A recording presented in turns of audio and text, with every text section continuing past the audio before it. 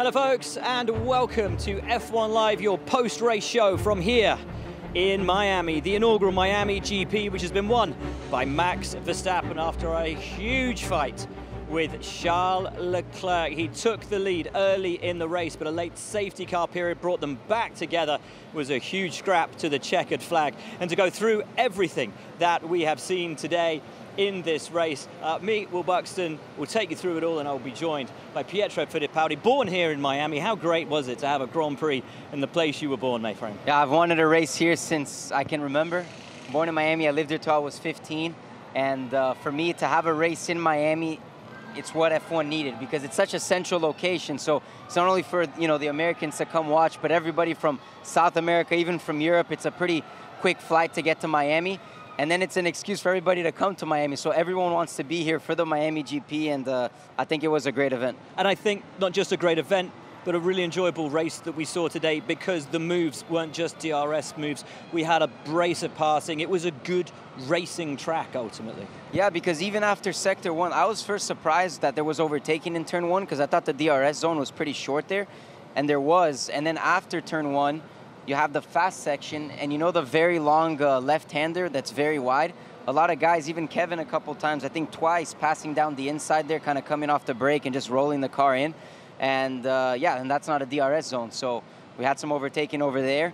I was surprised there wasn't more crashes, to be honest, because in practice, in the tight chicane area, it's so easy to make a mistake there. And also towards the end of the race, drivers getting tired, an amazingly physical race in this intense Miami heat. Why don't we take a little look through the classification at the end of this Miami GP? Because it was, of course, Max Verstappen who took the victory from Charles Leclerc. P3 for Carlos Sainz, that all-Ferrari front row, not quite able to turn it into a 1-2 on track. Sergio Perez started fourth, came home fourth. Then one of the stories of the day, George Russell failed to make it at Q3. A brilliant drive from him. A little lucky with the safety car, but it's another top 5 finish. Then Lewis Hamilton, P6. Valtteri Bottas in 7th. Esteban Ocon from P20 to P8. Fernando Alonso finished in 9th, and Alex Albon in the points for Williams. Then Lance Stroll and Yuki Tsunoda. Daniel Ricciardo ultimately 13th, despite finishing 11th on track. A post-race penalty for him. Latifi in 14th. Schumacher and Magnussen, the last of the classified finishers, because Vettel, Gasly, Norris and Zhou all finished their race in the garage. So, Pietro, where should we start this? I think by looking at the race itself, by looking at Max Verstappen, who of course had a horrible weekend. He couldn't do more than 5 laps in free practice 1 without the car overheating. He got no laps at all in free practice 2. He made a big mistake in qualifying, and today was just perfection. Yeah, I mean, that's why he's a world champion, so I think executed very well. These points for the championship, I know it's still very early into the championship, but they're going to matter at the end, because you look back after the last race, you're like, Ferrari or something could have scored more points here, Red Bull could have scored more points here, would have changed the game. So these crucial points from winning a race, and that extra point you get compared to second place makes a big difference. So I think they executed very well, fought through adversity throughout the weekend. We're in a tough spot in the beginning, ran less laps than most people, struggled with reliability, but then ran really well in the race, and they had really good pace as well. They did, and they showed that at the end after the safety car period, because Charles Leclerc was in DRS range. He looked to pounce a couple of times, but Max put in the fastest lap, stretched that little gap, and just did enough. Ferrari looked good this weekend, just not quite good enough. And ultimately, it's what we've been saying all season when we look back to races like Jeddah. It's their straight line speed, that pace advantage they have. And you could see it coming off the corner, how easy it was for Max to just open up that gap. And even Charles with DRS just couldn't get quite close enough. Yeah, and the issue is if the other guy has a little bit more power coming out of the corner, the gap is, they gain the gap, and then you can't get the same toe as you would if you were closer, and it ends up being an effect. So, oh, hello. Esteban. Hello, how are you doing, man? You all right? A surprise to see you standing behind me, a surprise to see you in the top 10. Thank you. I mean, a big accident in FP3. The team rebuilt the car. Your first laps in that rebuilt car were your laps to the grid this morning. Yes. And here you are. Top 10 finish, P8, absolutely sensational drive, Thank you very much, thank you very much. I've got to ask, how tired are you? I am destroyed today. I was 50% physically, clearly. I started the race, and by lap 10, I was like, that's going to be a long one, 51G yesterday, the car was completely broken from chassis to seat to pedals to steering wheel. You know, everything took a hit, and the guys did a brilliant job overnight to give me a fantastic car straight away that I felt comfortable with. And from there on, I think it is a victory for us, because everything was perfect, from strategy calls to tire choices to the pace. Also was very strong on those hard for a very long time. So yeah, awesome. Great job, guys. I owe them one. I know you said you wanted to see a little bit of a change up at the chicane, maybe for next year, in terms of the barriers there. But in terms of this track for racing today, it's clearly been a very physical one. Yes. But did you enjoy the actual experience of racing here? I did enjoy. That's a good track to drive. I think he has a good flow. It is very tough, physically for sure, to jump on these curbs and all of that that chicane. The change is not a change to the track that I meant. It's more for safety, to have a little bit more of a caution when you crash, because today I'm destroyed. I'm broken. Oh, man. So yeah, we need to have a discussion in Barcelona, clearly, for that. But what was tough today is that there was only one line. The tarmac with the heat is breaking up. So it was hard to make moves. It gave me probably 2 positions because of the incident with Mick and Seb. But yeah, that is part of racing. But you had to make it work. A brilliant start to the season, another brilliant drive. Congratulations, my friend. That was astonishing. Great job. Man. Well done, Esteban. Sensational. He drove beautifully today, didn't he? Yeah, very good race, and many different strategies as well in the race. Yes. With guys starting on hards, going very long, guys still on mediums, going very long, and other guys like Haas opting out to box early. So many different strategies, and he raced well, and theirs definitely worked out. He changed onto the soft tire under the safety car. A couple of guys did that, but with Esteban, it really paid off for him. And he was actually very smart. He said he was exhausted by lap 10, but in those final 10 laps, he slowed the field down behind him just enough, because he knew his teammate ahead of him, Fernando Alonso, had a 5-second penalty in his pocket. So when he knew he had that big gap ahead with those soft tires, he blasted past him, drove off into the distance, and made it work for himself. So it was great. And then the guys were so far behind that ultimately, I think Fernando only lost a couple of places at the end, or maybe even one place, I think, just one place. It ended up working, and that strategy call as well. I think some guys under that safety car with 10 laps to go, they opted to go for softs. I know Kevin, for example, opted to go for mediums, and it was a very close call, because the soft tire is quicker initially, but they're falling off very quick, but he was able to manage it well. Were you surprised that the medium and the hard looked to have quite similar pace today? Yeah, I was, and to be honest, I was surprised that the guys who started on medium and didn't opt out to box early were able to go that long. Yeah. And it ended up working, because the issue that we had with Kevin and Mick is we boxed early, and then it was good initially. We gained the advantage on the guys who were still out, but then we caught traffic with the guys on the hards who hadn't boxed. So it was like the Aston Martins. Then you ended up losing time, and it didn't end up helping that strategy. We'll come to talk about your team in a moment, because it could so easily have been a top 10 finish for one or both drivers today. Ultimately, though, a top 10 finish, we've already spoken about Esteban Ocon, P20 to P8. What about Alex Albon, P18 to P10? Another brilliant drive in what is ostensibly the slowest car in the field. Yeah, I mean, that kind of sums up what he did in Melbourne as well. It was a really great race, and it just comes down to, I think, execution. Obviously, the driver doing a good job, having great pace, maximizing what he can out of the car, but as well the team as well with the strategy, making the right call, with things changing all the time here, especially in this race with the safety car and the medium and hard tires being very similar, just making the right calls and then maximizing the result. I saw him after the race. I went to shake his hand, and he said, "I'd love to shake your hand, but I cannot move my arms." Like, he got out of the car and his arms had just completely ceased up. It was, just such a... You've raced, clearly, in conditions like this. What is it like? These guys have lost upwards of 2 kilos. I think we heard Carlos Sainz say 1.5 kilos he's lost today. Lewis, I know, on Friday lost 2 kilos in these temperatures. From a physical perspective, but also from a mental perspective, how hard is it to drive when you've lost that much weight, when you've lost that much through sweat, and you've lost that much hydration during the race? Yeah, it's very difficult. So the thing with the Formula One car, you have power steering. So the steering wheel is very light. In the high-speed corner, you can turn with one hand and you'll make the corner. But the problem with the car is it's the high Gs. And here you have heavy braking zones. You have those fast sweeping corners. So your body's going from left to right. So that ends up taking a toll throughout the race. And when you start getting physically tired, it gets to a point where it drains you mentally. then you don't have the capabilities to be at 100% mentally, and then that becomes a, then you start performing less, you know? Yeah. So it's kind of a snowball effect, and I've had it before with my arms, and I couldn't move my arms. I've had but in IndyCar where there's no power steering, it's very heavy, and you end up getting like knots in the back of your shoulder. You can't even take the suit off, so. Well, we're talking about great drives today. This guy, again, top five in a row, man. I mean, look, the strategy was brilliant. The safety car came out just at the right point, but you had to make it work, and make it work you did. Yeah, I think we rolled the dice starting on a hard tyre, and that first laps were just, they were brutal. I was down in P16. I had Alex overtake me at one point in the Williams. I thought, oh God, what's going on here? And then after about 10 laps, just got into the zone, put my head down, pounded out some strong laps. And then we was in a position that if we pitted, would have been out in P7. If we waited another 10, 15 laps, we'd still be P7. So I wanted to wait, see if something happened, and it did. Sure enough, it did. The car looked horrible yesterday in qualifying, snapping all over the place, bouncing around for you. How was it on heavy fuel? How was it in this incredibly physically demanding race for you? Not a lot better, to be honest. I'd say 50% better. But we don't know what happened on Friday, in all honesty. You know, the car felt good. I felt confident. Nothing too drastically different to the other events.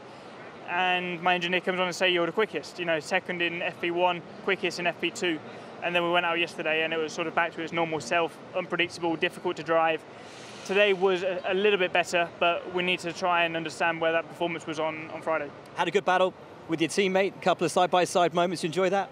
Yeah, we kept it clean. You know, obviously when you're battling your teammate, you've got to make sure you make no silly mistakes and leave a little bit of extra room. Obviously it was a bit frustrating. I had to give the position back when I went a bit wide. That's how the game goes. That was interesting because you went wide, but you didn't pass him. You came back on and then it looked like he'd let you through because he thought he'd pushed you wide. That's what it looked like to us anyway. Yeah, I don't know. I don't know, to be honest. I need to have a bit of a word with the FIA about that one and generally about this track as well. You know, it was really difficult racing here. There were so many marbles offline. You put a wheel off and you just slid off towards the barrier. We saw it with Valtteri and a couple of other drivers at the last corner. So anyway, P5, it's behind us now and what to do to try and unlock that performance. You're fourth in the Drivers' Championship, which I think shows the consistency that you've had throughout this year. I know you had upgrades this weekend. Will you have more in Barcelona? From what you've learned this weekend, will that help to Yeah, I think so. I'm not 100% too sure because we'll only bring stuff when we think it's going to work. This weekend, I think, will turn out to be pretty pivotal in our understanding.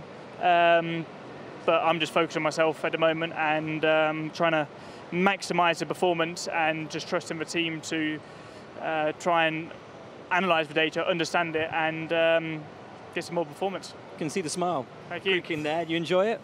Enjoyed it, always. Thank you. Well done, man. What a start to hit the Mercedes life for George Russell. 5 top 5 finishes in a row. 4th, 5th, 3rd, 4th, 5th. In a car that hasn't looked great, a car that the team apologised to Lewis Hamilton for at the last race, saying, we're sorry, we've given you an undrivable car. How is George being able to pull out these kind of consistent results? I think, you know, the same as Alex, you know, was able to do it with Williams, just kind of execution and maximizing what you have. So at the end of the day, yeah, they don't have the best car this season. I think everybody knows that. They've had the issues since testing, but it's kind of, listen, this is what we got. Let's try to make the most out of it. And I think with that mentality, they've been able to get great results. You know, we see him doing that with Williams last year. That's a really interesting point, actually. So a lot of people have said George is more used to driving a difficult car because he's been driving a Williams for so many years. Lewis is used to a car that's very much suited to him. Do you buy into that? Or do you think there's an element here also of luck because the safety cars have played out well for him on a couple of occasions? Yeah, I mean, there's always, you know, lady luck has to be on your side a couple times, you know, when there's safety cars and things like that playing around. But like for qualifying and, you know, when you get a clean lap and you put a lap there and you're off the pace, sometimes we know Lewis Hamilton's one of the best in history, if not the best. Yeah. And there's no doubt, I mean, in my mind, that he's one of the best all time. So maybe the car this year, new generation car, doesn't fit him so well as it does to George. Maybe George, being younger, can adapt to it a little bit better. I don't know. So, but I don't think that takes away from what Lewis has done all these years, you know. So. And Lewis, just as George had a difficult start to his day, fought back through, had a good fight with his teammates, started 6th, finished 6th, but it was a slightly more complicated and tougher race than that. Let's hear from the 7-time Formula 1 world champion. Hey Lewis, after losing a couple of spots at the beginning, you got those back, but was it frustrating not really being able to do much more than that? Yeah, I was giving it everything, but yeah, a bit stuck behind a few people at the beginning, a bit unlucky. But you know, you live and you learn, and I got back to 6th. We got points, so didn't lose anything today really. Heard you asking the team on team radio about the strategy. Would you fancy trying to pit maybe on the safety car and just try something else? I really don't know. It doesn't really matter. So as I said, we got the points and we move on. Good to hear from the 7-time world champion, and we have a new co-host as Pietro Fittipaldi has morphed into Jolyon Palmer. Jones, did you enjoy the race? It was nice. The end was great, wasn't it? Yeah. The start was good. Middle was Middling. but the end was good. And I mean, fair play to Max Verstappen. Cracking drive. Charles Leclerc putting him under pressure all the way. Nice. We talk about to Pietro and the drivers have already been on about the physicality of this race. Such high temperature, such a demanding circuit as well. And we started to see mistakes towards the end of the race. Gasly coming to blows with Lando Norris, ultimately what brought out that safety car and created that last 10 lap sort of furious drive to the flag. It's so just hot and sweaty, isn't it? You could see the drivers coming out of the cockpit after the race, and they looked like they'd been in a Grand Prix, really. And there were just in the mid-pack, I think, maybe just some slight lapses of judgment, concentration from Pierre, struggling with the car a little bit at that time. Fernando Alonso had a couple of adventurous attempts to overtake as well. And right at the end, there was all sorts of little incidents coming further back. So a little bit of desperation, maybe a bit of fatigue coming in for the drivers. It's just so hot. This, I think, will be the hottest race of the entire year. We're used to hot races, but those hot races are usually at night. Is there a difference that we're racing in the heat in the day? Well, the sun's out. The sun just adds so much to the feeling of temperature as well. It makes a big difference. It's actually clouded over a little bit now. Yeah. But yeah, it's just more intense in the day. Somewhere like Singapore, you still have the humidity in the night and it's intense regardless. But the dry races in the Middle East, it does cool a little bit in the evening. And you could just see it from the guys when they got out the car. Even yesterday, they looked like they'd done like a Grand Prix at the end of a qualifying. And again, Max just sweating a lot today. You lose a lot of, even forgetting the physical sort of how much you train and everything, you lose so much fluid. You have 1 litre pretty much in the car, the maximum that you can have. And you're going to get dehydrated by the end of the Grand Prix as well with a safety car in. It's a long time in the car. Maybe a decision-making is just slightly going, but the guys at the top were brilliant. Gasly had a difficult day, AlphaTauri had a difficult day, both started in the points. Gasly DNF, of course, Tsunoda out of the points. A difficult day also, though, for McLaren. Lando Norris started in the top 10, but Andreas Seidl had been saying all weekend he didn't believe the car had top 10 pace. It proved not to be so. Let's hear from Lando Norris. A really disappointing day for him. DNF, of course, after that incident with Pierre Gasly. Lando, obviously frustrating end to what looked like actually a difficult race up until that point. Yeah, it was difficult, it was hot, it was sweaty. A shame, I think it just ended in a silly way. Someone just said on the radio that he was going to retire or something, so if that is the case, then I think what he did was silly. And you know, if you're going to retire, you just get out of the way of people racing. And he was looking in his right mirror, he was drifting across the track. Of course, you can say maybe I could have left a little bit more room, but I don't expect him just to kind of stay in the middle, you know. So a shame. We maybe could have scored 8th place, 9th place, which is a couple points better than none. So it would have been nice, but it didn't end that way. So frustrating, but not the end of the world. You're going to go and have a chat to him if you've not done already? Yeah, of course. I mean, yeah, just to understand, like, the outcome. I don't know, maybe some people will blame me, some people will blame him. I think the main thing is if he was racing and still going for position, then I would say it's more a racing incident kind of thing, and it's just I could have left a bit more, he could have left a bit more.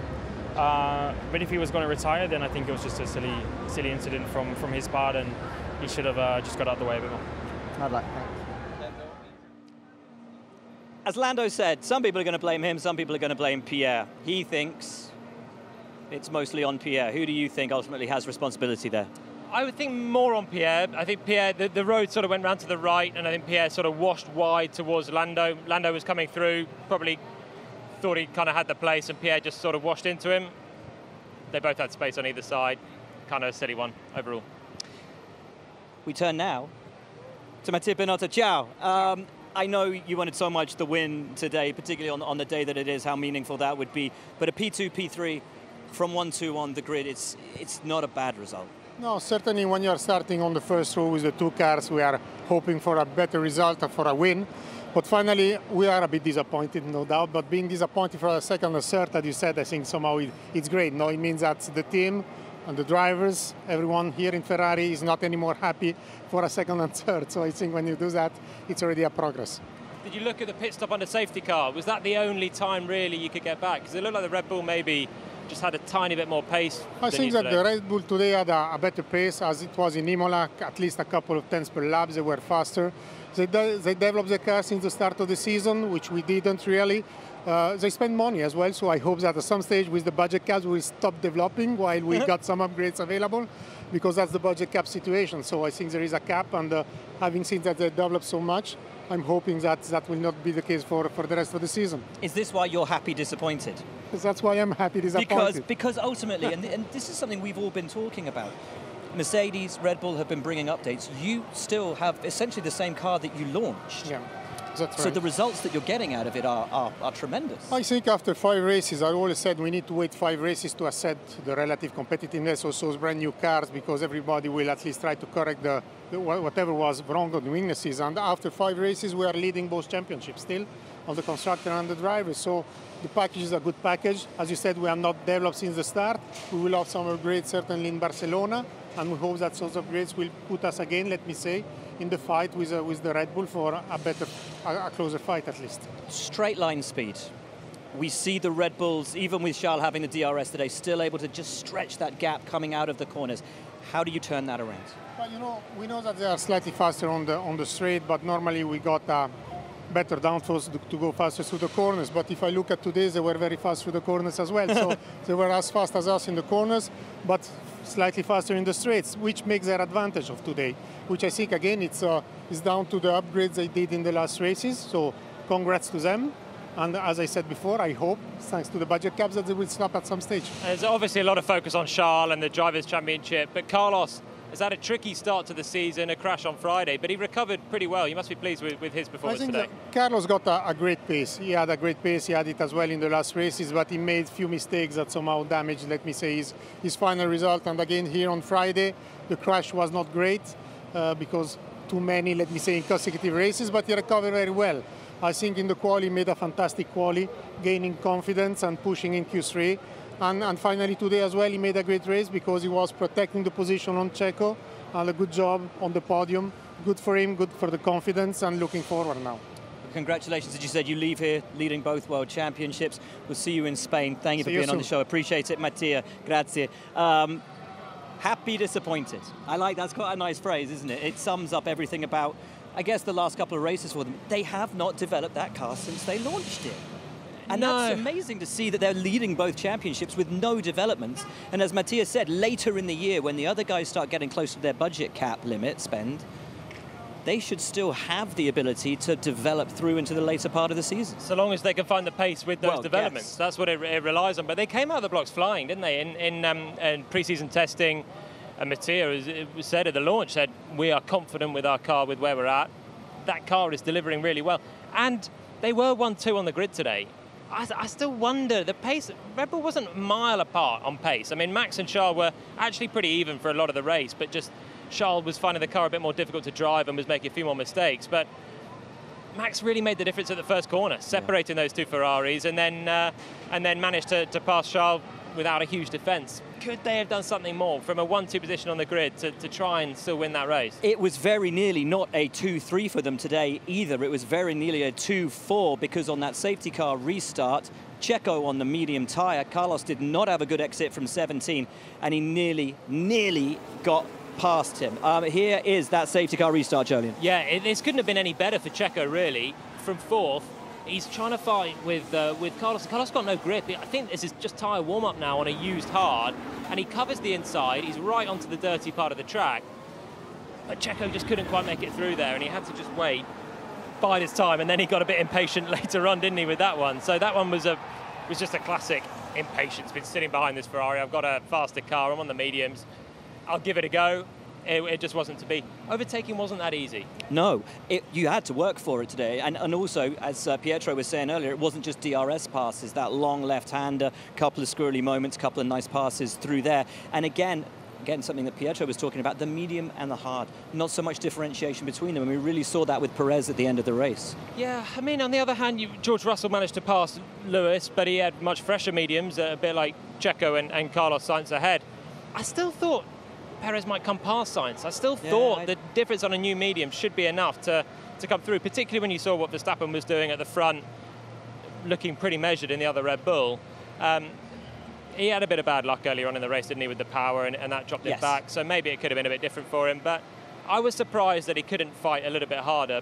They needed a bit more DRS into 17. It was opening quite late, the DRS zone there, and it wasn't really an overtaking place. Is that a change they need to make for next year? Because the DRS detection point was actually after the corner rather than before the corner. So you you exit the corner, you're already stretching a little bit by that point, and then you apply it a little later down the straight. Most times we get the DRS detection point coming into the corner. It's a fine line.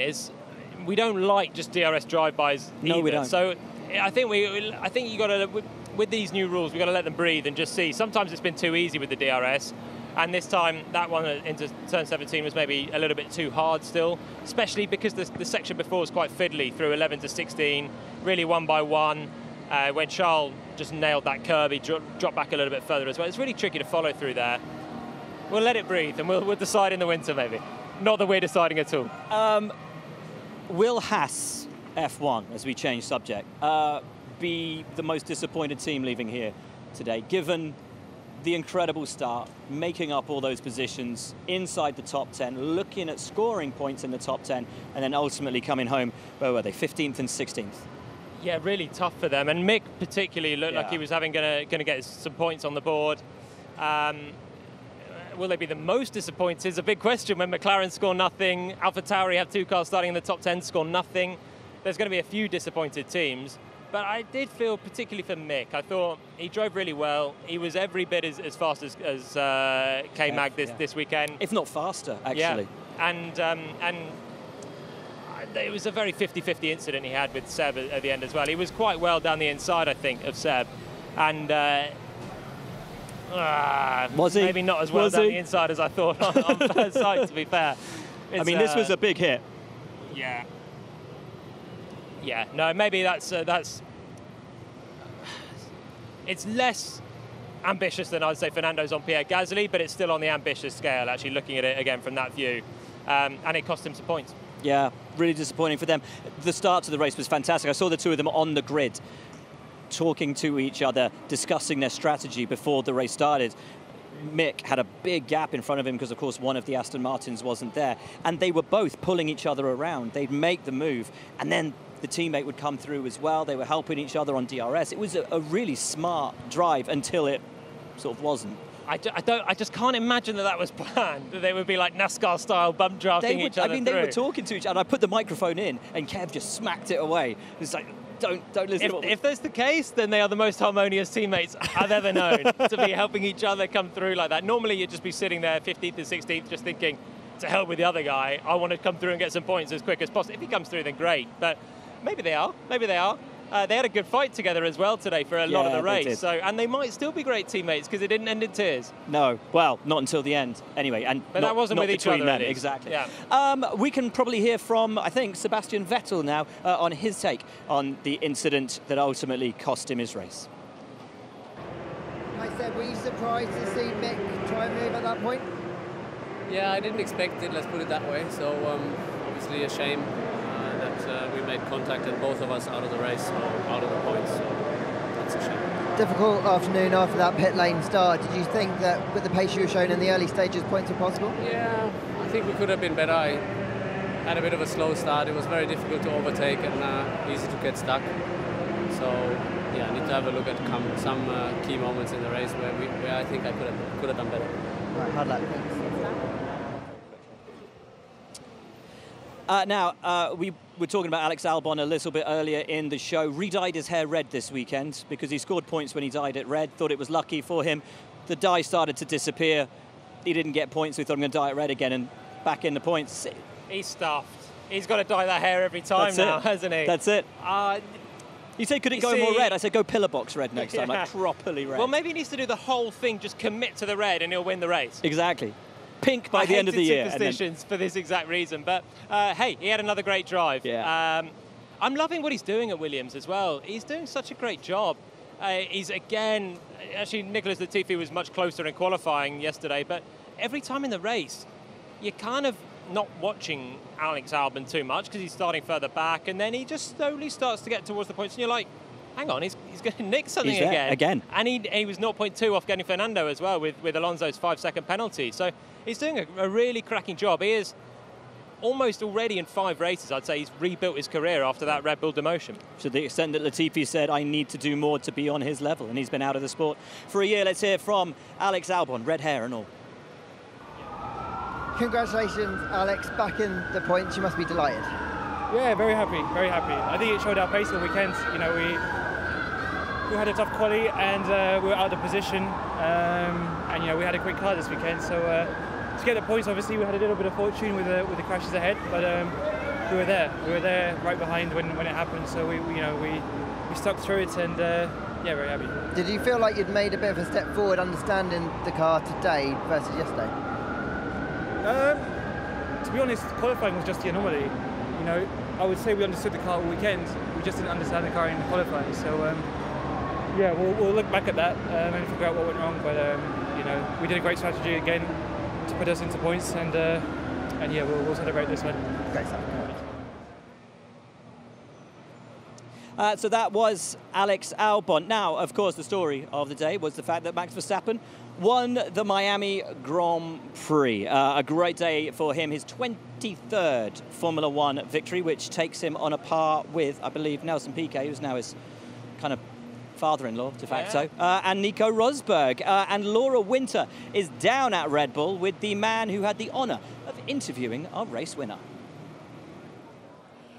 Thank you very much indeed. Well, yes, down here with Willie T. Rib, you did indeed speak to Max Verstappen straight off the back in that Parc Fermé, didn't you?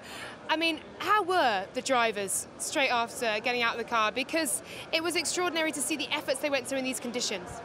I mean, in a condition like this, as hot as it is, I mean, no matter how old you are, it's going to wear on you, right? It's just not wearing on the car and the tires, but it's wearing on you physically. And Chuck Leclerc, he said, you know, I felt it. He felt it. So I'm proud, you know, to put on a show like this in this heat for the promoters, for this to be the first Miami Grand Prix, and for them to do what they've done and make it such a mega event worldwide. It came off with a 10 plus. A 10 plus indeed, A star for Red Bull as well. Max Verstappen, P1. Checo Perez so close to the podium though, wasn't he? In that brilliant battle with Carlos Sainz. You can see Checo actually just over Willie's shoulder as well. What were your thoughts of the contrasting fortunes for the two drivers? It's such a gamble. It's like you're rolling dice. You're rolling dice on the tires because they haven't, this first time here. So they got to learn fast just how much pressure they can put on the tires. And they were going to hards, right? They were running hards. So when you're running hards, you know it's a lot of pressure on the tires. So, you know, they were playing a strategy game. It was close. So to get, you know, if Max would have just taken off and left everybody, then, you know, he could have cruised. But Max could not cruise because Leclerc was right there and Carlos was right there. And Perez, they were all waiting to jump on you. You make a mistake in this business, especially as competitive as Formula One is, you'll get jumped on and mugged. Absolutely. Max Verstappen putting the reliability woes of Friday firmly behind him, and indeed the reliability woes of the last few races as well. The Red Bull are well and truly raging behind the prancing horse. Will, Jolyon. Thanks so much, Laura. Jolyon, let's look to the top three, shall we? Carlos Sainz in third, and what a comeback from what had been another difficult start to a weekend for him. Yeah, really solid.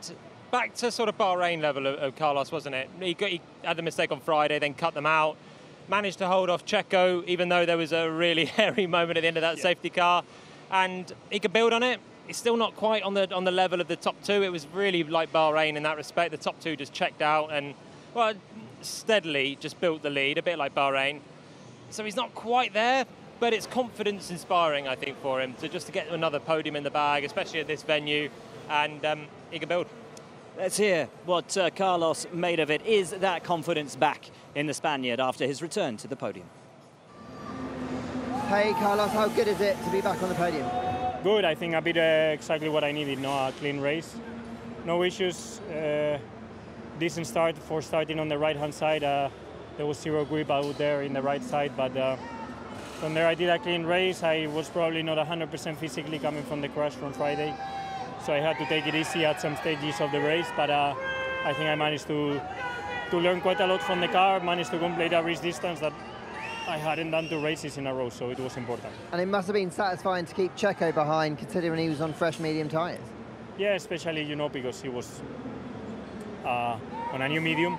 I was on a very used hard, and the pace delta was huge there, so I think I did some smart defending, and it worked well for staying ahead and getting a podium. That was important. Might you fancy the tyre stop under the safety car, maybe just try something different? I couldn't hear you. Might you fancy the tyre stop at the safety car just to give you some option for something different? Well, I think they did the right call on pitting. We didn't have a medium available, and I didn't have the pit stop gap to get on a medium. So I think it was more or less the right call, but it put me on a very tricky situation. Bit of a slow pit stop too, that didn't help, but yeah, it's how it goes sometimes. All right, congrats, mate. Thank you. So, Carlos Sainz turning the page, moving on, learning the lessons. Charles Leclerc needed to bounce back from Imola. Do we think he'll be disappointed with the result today, or will he be happy disappointed, as Mattia Binotto put it? We'll call him happy disappointed because he's still championship leader and is still consistency, and he's building up the tally. He kind of lost the A-class race, though. It was the two of them, where only Max and Charles were in that fight for the win. And I think he'd be disappointed that he could put all the pressure on Max. He could get so close, had a little nose in a couple of times, but couldn't beat him. And it's still good to have second place and a pole position. It's a good weekend. The worry, I think, if I was Charles, would be Max is starting to look relentless again. 2 wins in a row, no mistakes. The qualifying mistake, actually, but in the race, no mistakes. He missed a load of track time on Friday as well, and he still comes through to win. And he's now getting close to that championship lead. It's going to be a big fight, I think, for him. Do we think we're now locked in? We've got a 2-driver championship fight. It's Max versus Charles for the World Championship. Carlos is going to have to play wingman. Checo's going to have to play wingman. Yeah, I think it's the two of them, and they're just so good, aren't they? They're just as good as Checo is and Carlos. And they are good. They're great, and they're way closer as wingmen this year than anyone else has been in previous years. But they're missing just a tenth of pace, and it's showing because the level of Charles and Max at the moment is so high, and they've built up a big points advantage as well. I don't know if they'll have to play wingmen just yet. I still think if Carlos is winning at his home race in Spain, by all means go and take the win. And you never say never. Just the way it's looking, those two, even pre-season, you'd say maybe they were, the two and the Mercedes guys, but when they haven't got the pace, you'd say they're the two standouts from those teams. And it's just emerged that way, I think. Their talent is sublime. They're barely making mistakes. Feels like we're heading that way now. Just a cut above. A little bit, yeah. Let's hear from the man who started on pole, finished the race in second, but is still your championship leader, Charles Leclerc. Hey, Charles, even after losing the lead to Max, you had really good pace on that hard compound tyre. Was it frustrating not to have quite enough to launch a real move on him? Yeah, I'm disappointed. I mean, I think we are very strong in terms of tyre warm-up, so at the beginning of every run we are strong. And also after at the safety car restart on the hard, we were very strong. But after 4 or 5 laps, they seem to stabilize the tyres in a better window, and there they are just quicker than us. So then it's very difficult for us to do anything. but yeah, it's like this, and we need to work on that. I think it's pretty clear what's going on, and hopefully we'll get better at it as quickly as possible. And so to the man of the hour, the winner of the Dan Marino Grand Prix, Max Verstappen. What a weekend he had. As you said, missed practically all of Friday. Couldn't get more than 5 laps out of the car on Friday morning. To turn that around with this kind of a victory, pretty sensational. Yeah, he's really just an amazing driver. And when he finishes, when he has the car to deliver, it's been years since he wasn't in the top 2 without having an incident. You know, he's always there. He can split the Ferraris or the Mercedes on a day where they're the quicker car. And when he's got the quicker car like today, he can win. It wasn't easy for him. He could soak up the pressure as well. It came from no laps, or really few laps on Friday as well, which makes the victory sweeter. Almost a little chink in the armour on Saturday when he made the mistake in qualifying, and there was a half a point of the finger towards the team and saying, you know, we are missing the reliability. It's a fair point because quite clearly it's true. But, you know, it won't really matter now when they come through and win the race. He's a man on a mission at the moment.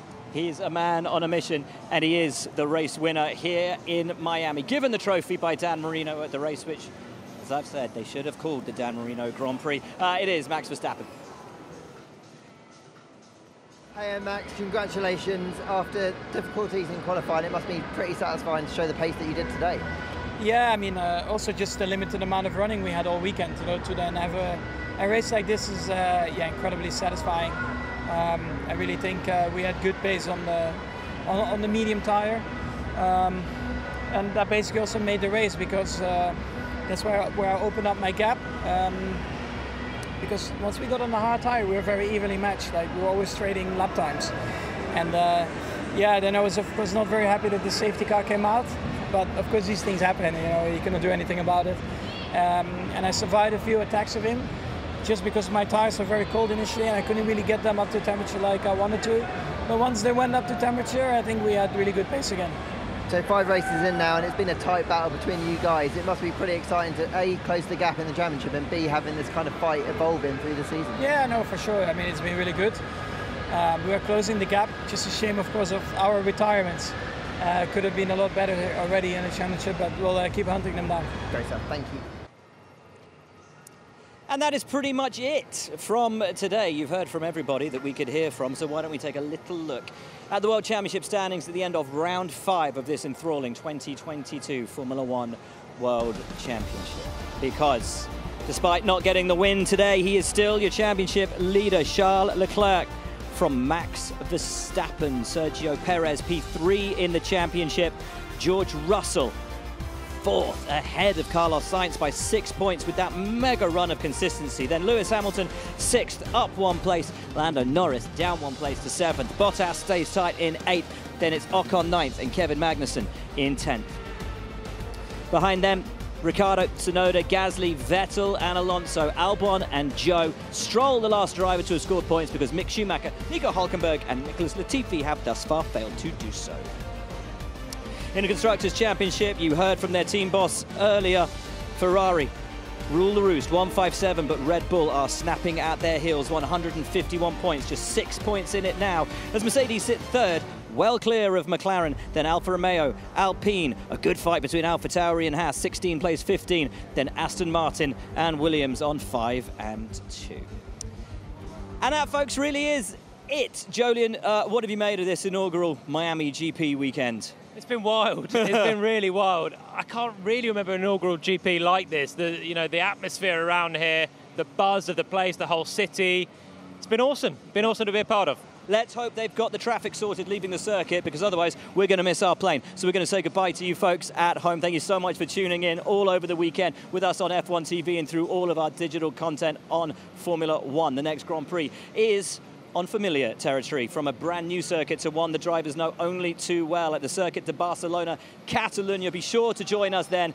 But for now, from Jolien, from Pietro, me, all of our guests, and Laura Winter, who has been phenomenal all weekend, thank you so much for tuning in, and we'll see you next time.